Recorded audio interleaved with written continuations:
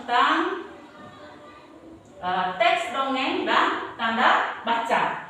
Jadi tentang teks dongeng dan tanda baca. Berarti sebentar kamu akan mendengarkan tayangan video tentang cerita dongeng tentang pohon apel yang tulus, dan juga tentang tanda baca dalam cerita tersebut, dalam teks dongeng sebentar. Nah, jadi kamu sebentar diharapkan setelah menyimak video pembelajaran tentang cerita dongeng pohon apel yang tulus, kamu diharapkan bisa menjawab isi dongeng yang ditanyakan. Kemudian yang kedua, sebentar kamu bisa membuat kalimat dengan menggunakan tanda baca final. Tanda baca final kemarin tanda baca tentang tanda baca titik, tanda seru, dan tanda tanya. Ya. Jadi sebelum menyimak video, coba amati gambar berikut. Amati gambar ini. Gambar apakah ini?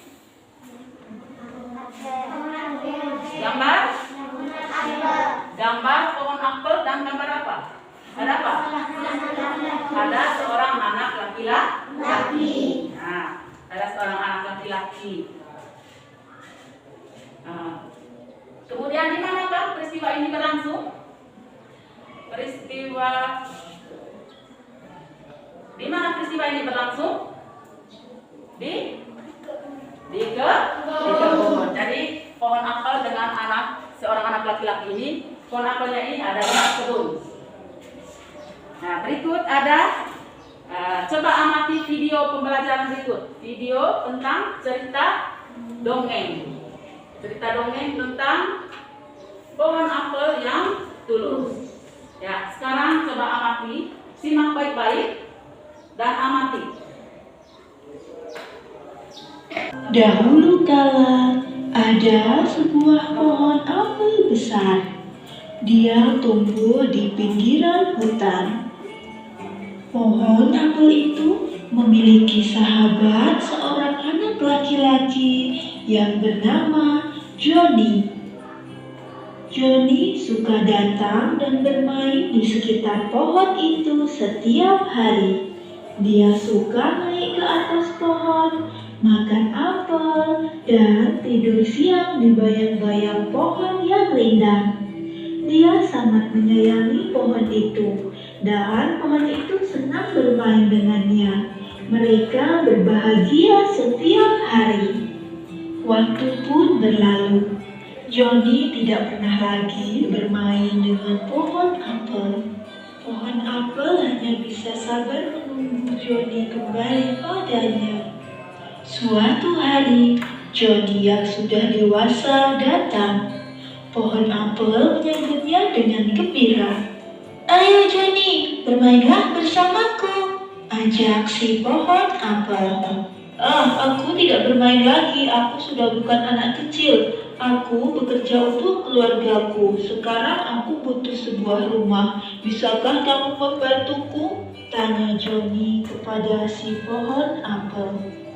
Maaf, Johnny, aku tak punya rumah. Tapi kamu boleh memotong cabang-cabang pohonku ini untuk membangun rumahmu. Kamu juga bisa mengambil apel-apelku ini dan menjualnya. Jadi kamu akan mendapatkan uang, jawab si pohon apel. Johnny pun langsung memotong batang-batang pohon apel dan mengambil buahnya. Setelah mendapatkan apa yang ia inginkan, Johnny tidak pernah lagi mengunjungi pohon apel. Pohon apel pun kembali bersedih. Kini Johnny telah memiliki rumah yang bagus. Rumah itu dibangun dari kayu-kayu yang diberikan oleh pohon apel. Waktu pun terus berlalu. Batang pohon apel yang dulunya ditebang oleh Johnny kini mulai bertumbuh. Akan tetapi karena sudah tua, maka batang pohon apel tidak bisa menumbuhkan daun dan buahnya. Pohon apel masih setia menunggu kedatangan Johnny, sahabatnya. Setelah bertahun-tahun berlalu, akhirnya Johnny dan pohon apel apel kembali bertemu. Mereka sekarang sudah sama-sama tua. Maaf, Johnny, tapi aku sudah tidak punya apa-apa lagi. Tidak ada apel untukku, tidak ada batang yang kuat untuk kuberikan padamu. Ratap si pohon apel yang terlalu bahagia bertemu Johnny. Aku sudah tak membutuhkan apa-apa sekarang, hanya sebuah tempat untuk beristirahat. Aku sudah lelah setelah bertahun-tahun. Johnny pun duduk bersandar pada batang pohon yang masih tersisa. Pohon apel pun menangis dengan bahagia. Mereka bersama-sama lagi menghabiskan masa tua bersama dengan bercanda dan bermain. Akhirnya mereka hidup bahagia. Begitulah adik-adik cerita. Ya, itu adalah video tentang pohon apel yang tulus. Ya, setelah kamu mengamati video tadi, sekarang kamu mengerjakan lembar kerja sesuai dengan isi teks, isi dongeng pohon apel yang tulus. Ya. Nah, sekarang kamu kerja dalam kelompok, kita bersama ya? Kita sama, bukan lupa.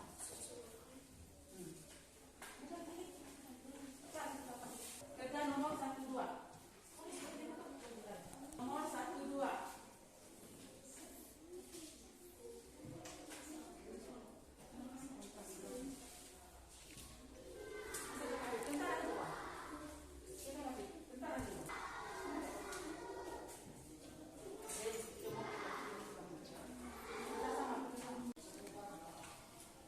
Ya, padu lembar jawaban juga. Padu lembar jawaban.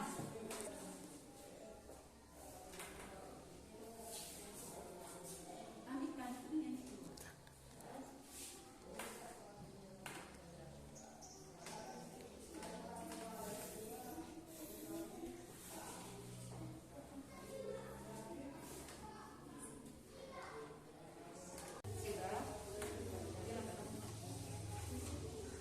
Sudah?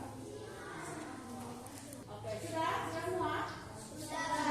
Nah, sekarang setelah kamu mengerjakan lembar kerja, sekarang presentasikan per kelompok. Dari kelompok 1. Ya, silakan kelompok 1. 1. Siapa teman pohon apel? Seorang anak laki-laki bernama Johnny. 2.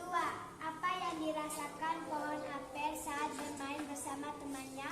Pohon apel merasa senang. 3. Apa kebaikan yang diberi pohon apel? Pohon apel memberikan cabang-cabang pohonnya untuk dijadikan bahan pembuat rumah. 4. Mengapa pohon apel merasa kesepian dan sedih?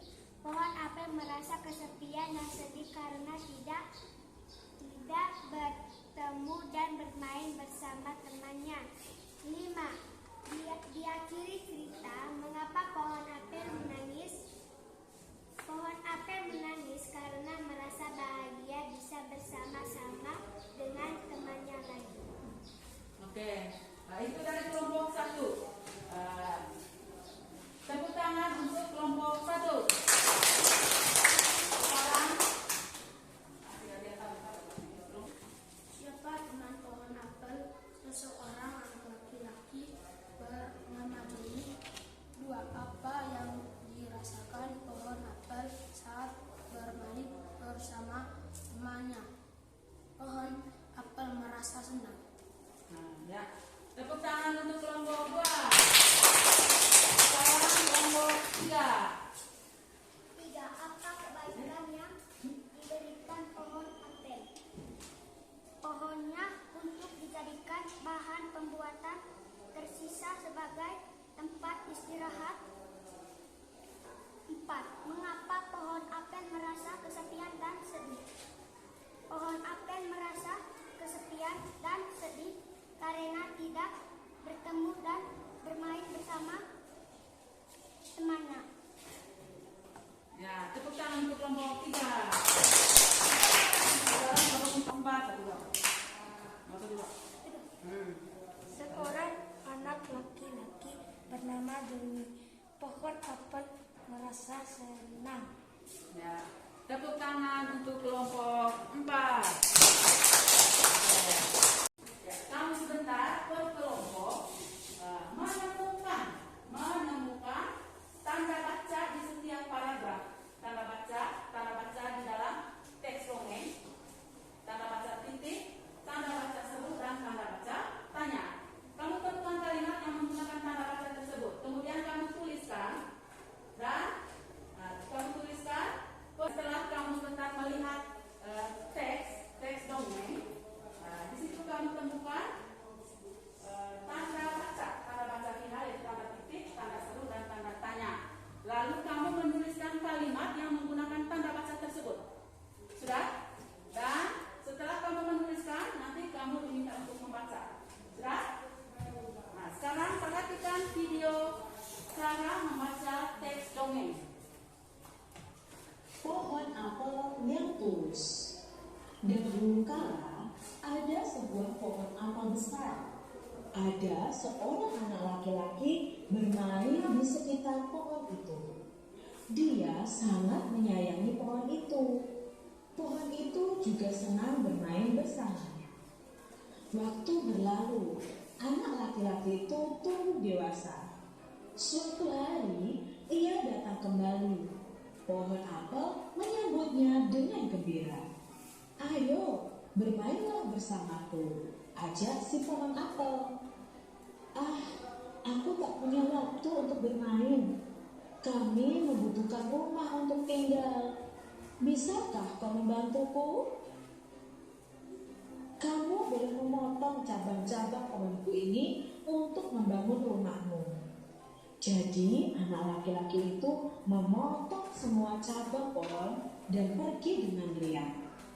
Setelah kamu mengamati video tentang cara membaca teks dongeng, kamu diminta untuk menemukan dan tuliskan masing-masing contoh kalimat yang diakhiri dengan tanda baca final, yaitu tanda titik, tanda seru, dan tanda tanya.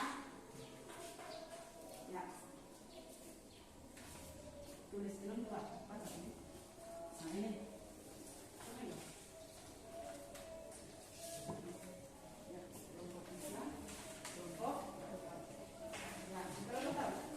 Sudah? Ya, sekarang tuliskan kalimat. Temukan kalimat yang di dalam teks tadi. Temukan kalimat yang menggunakan tanda titik, tanda tanya, dan tanda seru. Tiga kalimat yang menggunakan tanda titik, tanda seru, dan tanda tanya. Nah. Kalimat yang menggunakan tanda baca titik yang mana? Kalimat yang menggunakan tanda baca seru dan kalimat yang menggunakan tanda baca tanya. Nah, sudah semua? Sudah? Nah, sekarang baca per kelompok. Per kelompok membaca. Kelompok 1 membaca kalimat yang menggunakan tanda baca titik. Ya, silakan. Kelompok 1. Kalimat yang menggunakan tanda baca titik. Ada seorang anak laki-laki bermain di sekitar pohon. 2. Atau baca sekali. Ya, dari awal. Dari awal. Baca nomor 1. Tanda baca titik. 1. Kalimat yang menggunakan tanda baca titik. Dia sangat menyayangi pohon itu. 2. Bisakah sisa batang pohon itu? 2. Adalah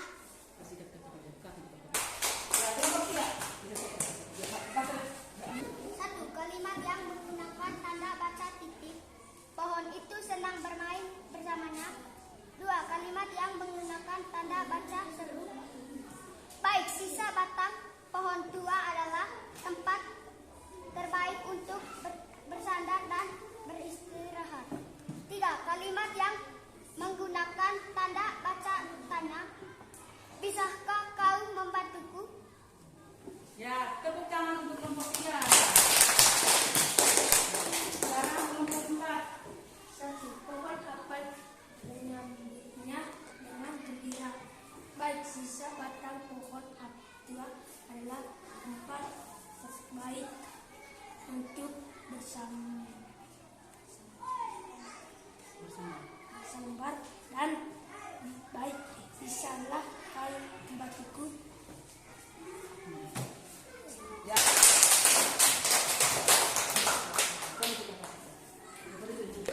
Oke, sekarang mana apa? Kumpul kembali. Kumpul lagi.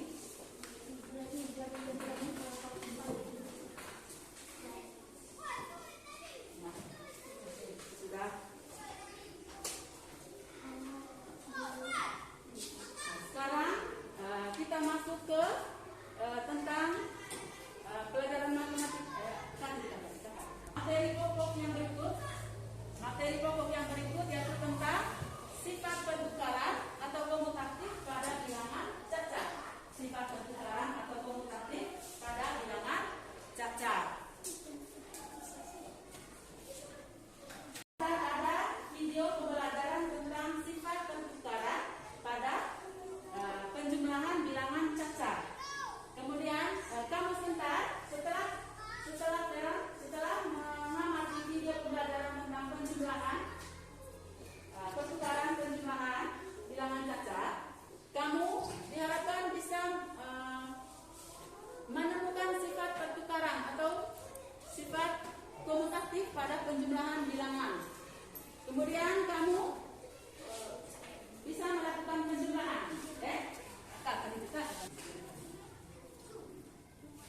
Nah, berikut ada video pembelajaran tentang sifat pertukaran atau komutatif pada penjumlahan bilangan cacat.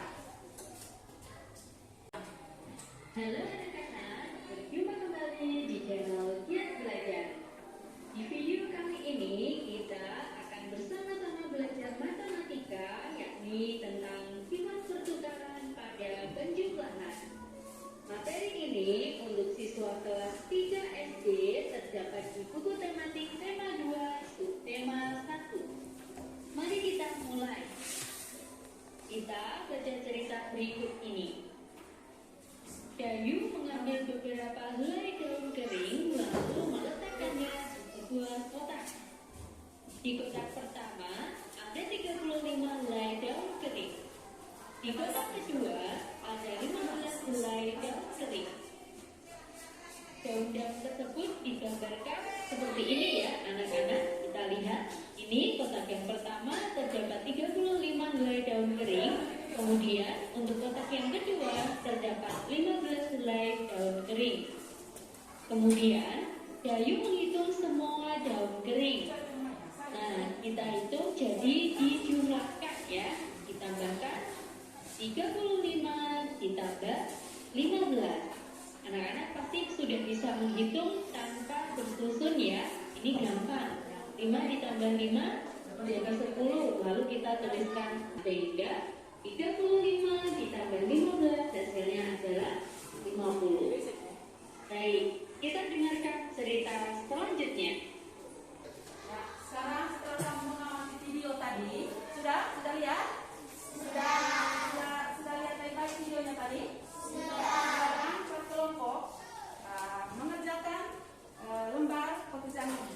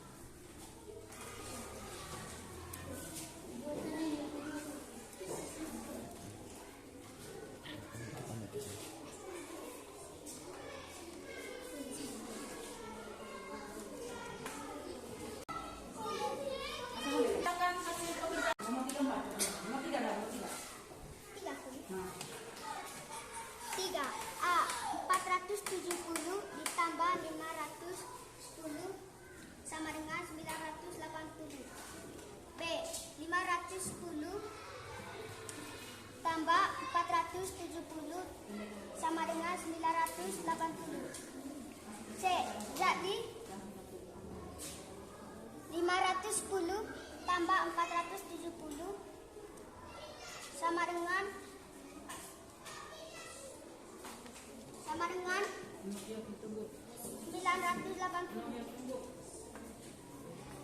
Oke. Tangan untuk kelompok 3. Berikut ada materi pokok tentang pola irama dan nada dalam lagu anak. Pola irama dan nada dalam lagu anak. Nah, sekarang kamu minta mengamati.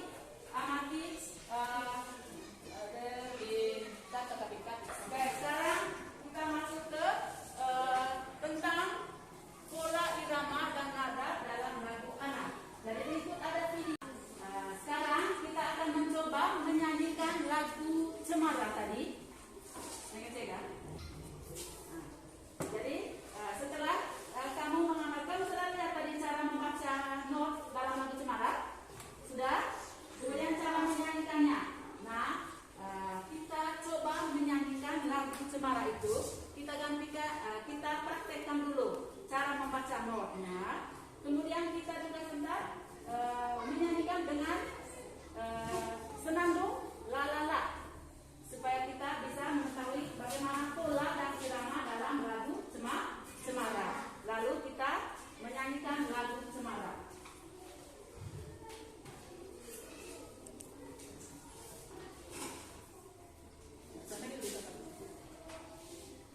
Ya, sekarang coba dengarkan dulu cara ibu menyanyikan not, supaya kamu bisa menyanyikan menanggung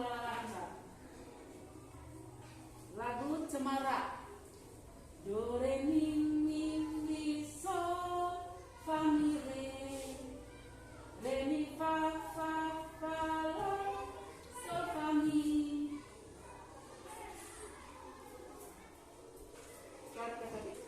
Do re mi mi mi sol fa mi re mi fa fa fa la sol fa mi fa sol mi re do do fa sol la sol sol sol re mi re do. Ya. Sekarang kita coba menyanyikan not dulu coba not. Selo not. Do re mi mi mi no Siap? Siap. Ya.